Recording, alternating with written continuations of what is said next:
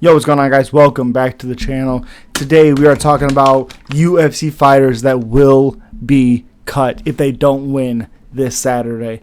And I think it's a pretty interesting list. I've liked to do these in the past. Time, of course, has gotten away. Life, family, all these things. I really want to make this a scheduled one. I really like these types of videos talking about who's probably going to be cut if they don't win this fight, who absolutely need to show something. And I think there might be some hot takes in this one. But first one is Juliana Starenko, 11-7-1. Absolutely needs to win this weekend or she is done. I don't care. She's coming off an armbar win against Molly McCann. McCain's submission defense is not great. She is 2-1 out of her last three with an armbar, getting destroyed by Chelsea Chandler, and then submitting Molly McCann. I don't care. Jessica Rose Clark is no longer in the UFC. Chandler's striking defense is absolute trash, and Molly McCann is an overhyped Patty Pimblett bag wagon. Whew. Yikes there. And next, I probably Charles Johnson. He's lost 3 in a row. I'm a big fan of Charles Johnson. I'm supposed to have him on the channel. Didn't really turn out like that, but I like Charles Johnson.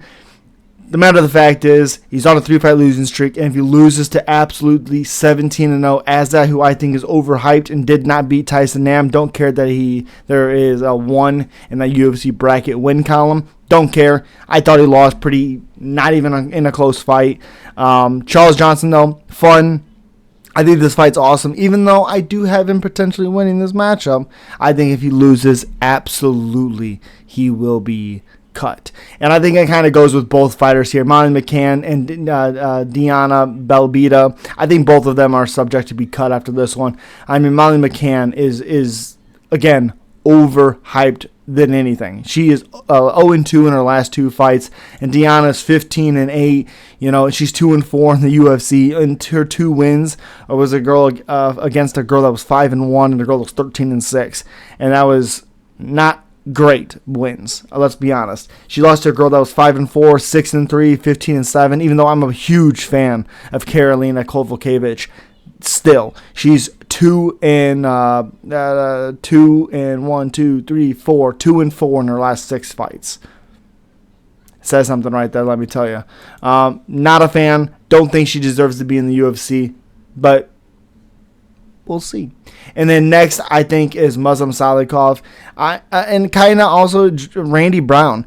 But I think a big thing is Muslim Salikov being 39 years old. If he loses this one, and he loses convincingly, and it's not like a back-and-forth really fun fight, and because he's number 21, so if he wins this, he's probably 17, 18 probably, somewhere around there.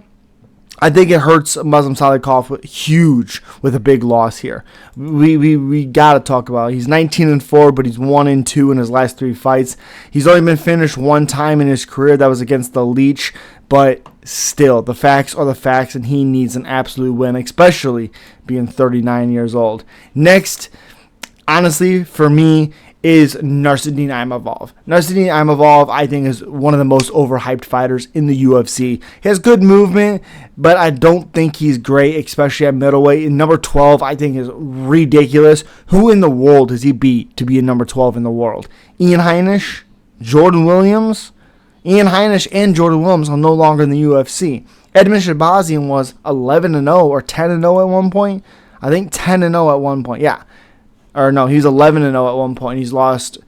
He's 1-4 in his last 5 fights, and the one win he has is Dolce Lumbaga, whatever his fucking name is. Dolce, I think it is. Not great. Joaquin Buckley he beat. That's a pretty good win. I'll give him that. But Buckley's also overhyped.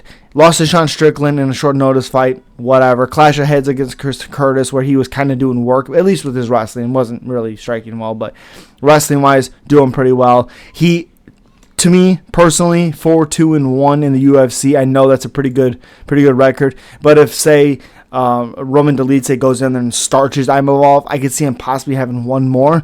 But there's a realistic shot he could be cut. I know people aren't going to like that, but sue me. Talk about it in the comment section. You know, again, overhyped. That is my list right there. Fighters that could be cut this weekend if they lose. Thank you guys so much. You guys are absolutely amazing. Keep on keeping on. See you at the next one. Peace.